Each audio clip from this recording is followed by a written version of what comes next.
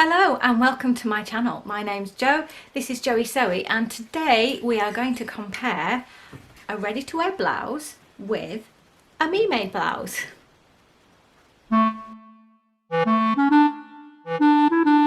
Over Christmas in the sales I bought from a shop, quite dramatic, this blouse from Marks and Spencer's in the UK and hooked that on there.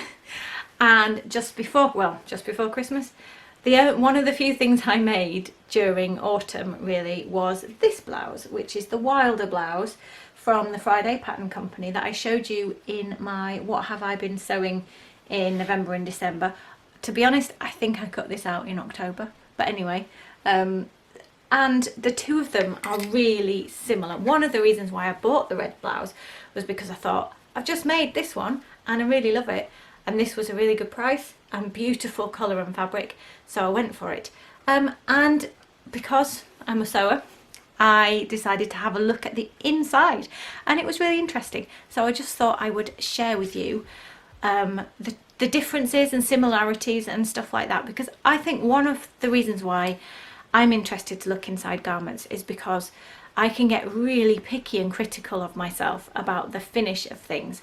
But if you ever take the time to look inside a ready-to-wear garment, quite often the standards, well, obviously I don't know what you're content with or what your skill level is, but for me, I often find that the finish inside is certainly no better than I would be happy with. And if I scrutinise it, especially with fast fashion, the finish is definitely not as good as I'm able to get as a home sewer.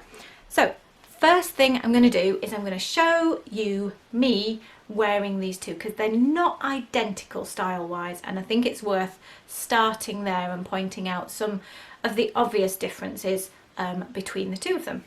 So here is me wearing the ready-to-wear Marks and Spencer's blouse.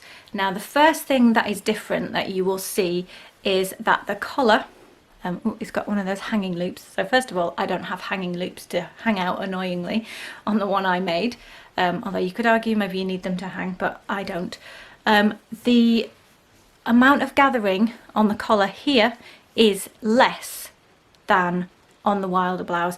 Now that's a style choice, that's not a fit thing, it's not really a different in construction method or quality, it's just a style choice. So you'll see when I put this on, but there is a good couple of centimetres there above the gather, whereas on this blouse it's more like 1 centimetre. So the fullness is less pronounced here. The tie is much thinner, so on the Wilder blouse the tie is about 2.5 centimetres, an inch wide, and here it's much more like 1 centimetre. So again, a style choice, which does have implications for how it looks, obviously, that's a style choice. But yeah, it's worth pointing out that those are different. The sleeve construction shape is the same, so there is a raglan sleeve there, and the Wilder blouse, you'll see better from the line drawings, but there is a sleeve here, so the sleeve construction is the same. The cuffs are different, so in that there are cuffs on this. I've just pulled that up my sleeve so you can see there's a formal shirt cuff there with a button and a gather at the sleeve and a placket, whereas on the Wilder blouse, actually by packet, it is a free flowing open sleeve. I did elastic and a gather, so a much simpler finish. So we will compare those two, but actually they've got inherently different finishes. And then in terms of the fullness of the blouse, this red blouse, the ready-to-wear blouse, is longer at the front. It has a curve at the side seam, so it has that dip up and dip down, and it's a little longer at the back. Overall, I feel like it's a little bit fuller. I wouldn't normally wear it untucked. I would normally wear it tucked in at the front anyway. That's how I like to do things. So I've got a little bit, usually, I think in the summer, if it was hot I might choose differently, but at the moment, so I've got a little bit of tuck there, and so tucked in but out at the back. That's generally how I style these things at the moment. Okay, so let me put the other blouse on. I'll show you those things with the blouse on me. So here's the wilder blouse, just tying the tie. So they both have a tie at the front. You can see that there is a bit more fullness here. The gathers are slightly less controlled on my blouse than on the Marks and Spencer's blouse. There is the raglan sleeve. There is the end of the sleeve gathered differently. The overall fullness, it's a little bit slimmer than the red blouse, so it flows less and less at the back, but it flows enough for what I wanted, because obviously I chose how this fit. But that's how that one looks. So that's how they look. Let's turn the red one inside out. Actually, there's one last thing that is different. So on the wilder blouse, it is simply a V here, which is, in the way I've made it, is hand turned over and catch stitched. The way they make it is you machine stitch that, but I wasn't happy with the kind of finish I was going to get, so I hand stitched it. On this ready to wear blouse, it is a half placket, no buttons, but it is, it's very hard to see, there you can see that. So it's a half placket, so it's more formally made, and that's more obvious when we turn it inside out.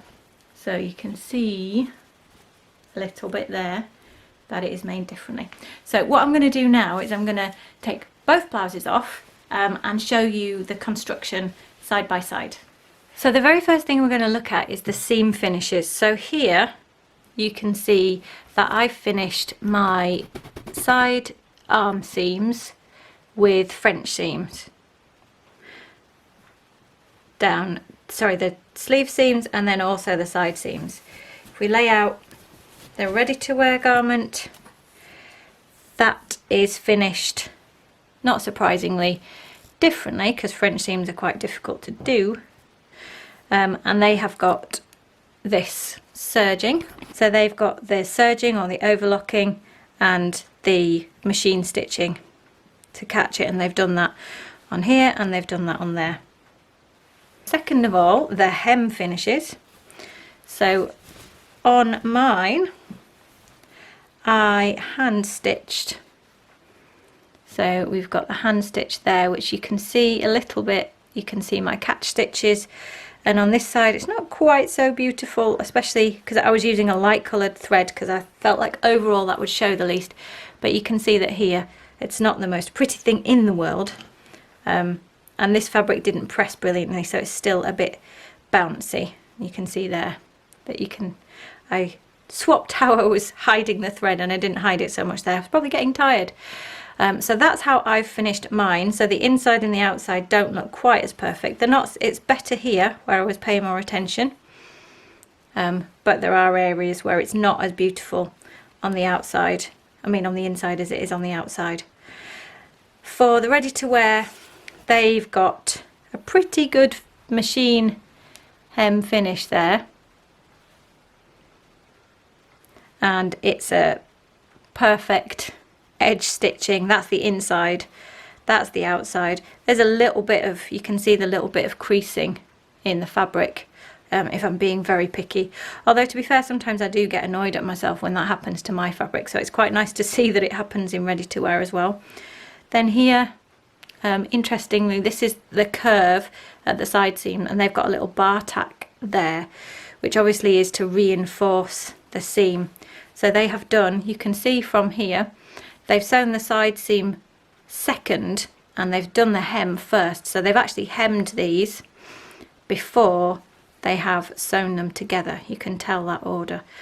And that is easier to do when you're doing this technique, because to try and do this sort of edge when you've got the seam to go over, it simply doesn't work.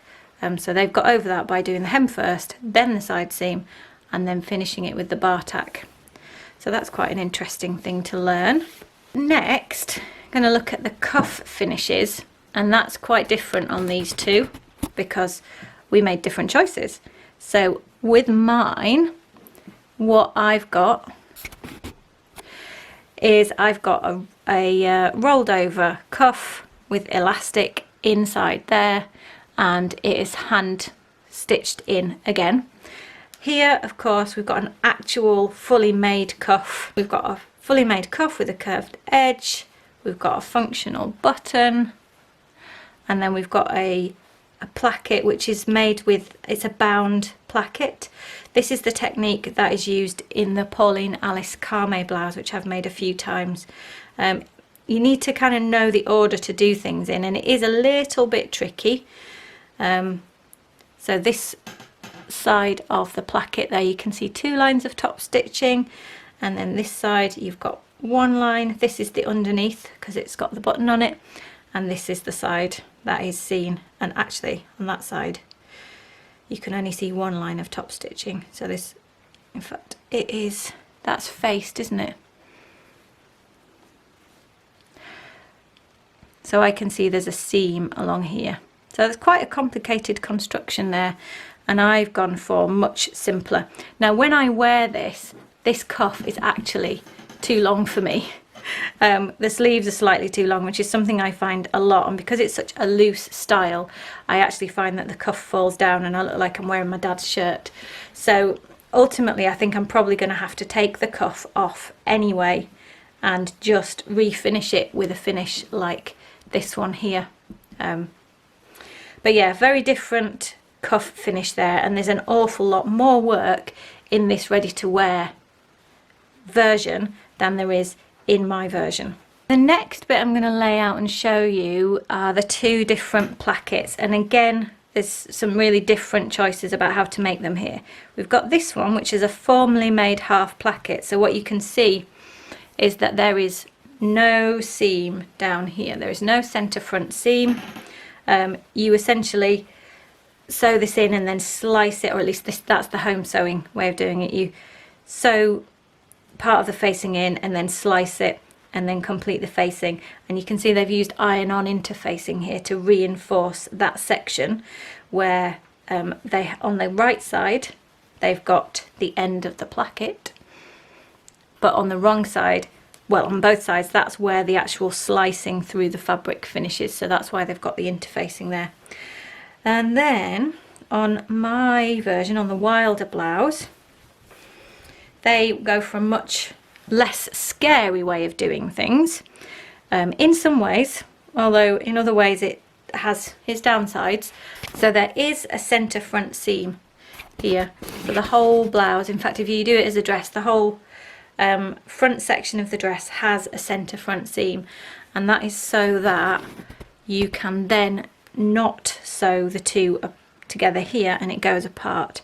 So I think you'll see that more easily if I insert some paper there. So you can see the centre front seam and it goes apart, and they wanted me to top stitch that, but this little section here I was not happy that I was going to get that neat enough, and from the from the inside, which is the side we're looking at, it's got a few stray threads showing, but I know if I hadn't done that by hand there would have been a lot more threads showing. So I've chosen to do hand stitching because to achieve this it was a neater way of doing it. But yeah, 2 different ways of getting that V opening at the front. One using a centre front seam, and the ready to wear option with making a half placket. So finally I'm going to show you the construction of the collars, because actually they're different in a larger way than just the fact that the Wilder blouse has more flounce at the top. So if you don't like this much flounce, you can see if I zoom in that that's how much there is. That's about 2.5 centimetres, and quite a big area channel for the gather. If you don't like that, you can make that smaller. You would just cut, basically how this is made is when you cut it out there is extra above here, and you fold it over and then you stitch it down back on itself. So if you wanted less gathers, you would just take off some of that excess and you would have less. So if we put them next to each other, you can see that there are many fewer gathers on the M&S top, but there is a more fundamental difference about how this one is made compared to this one. And looking at it closely, on the the right side of the M&S top, of the ready-to-wear top, you can see there's a seam here and there's a seam here on the wrong side. So in actual fact, this whole collar, it looks like, has been sewn on as a second piece. So there's a different pattern piece for the red top, whereas the wilder top, the patterned top, is just folding over the top of the neckline, and you cut the fronts all as one pattern piece, whereas here there will be a separate band that is sewn on second, which is, again, it's a more complicated construction, but it is probably more controllable. And just thinking out loud, as this one would be passed through the factory, the edges at the top of the neck could potentially get stretched out and distorted, and that would make it more liable to get damaged in the construction process, whereas here those edges are not what gets folded over, and all of the raw edges end up inside. So all of the raw edges do end up enclosed on the wilder blouse because you fold it under. If I stretch it out, this is the inside we're looking at, and that is the edge that is folded under to enclose the raw edges. So they're both enclosed, but the thing is, this one is enclosed by being a completely separate piece that just goes over the top of the collar. So that's quite interesting. They look really similar, and it's only when I have stopped to really examine it that I've noticed that that's different.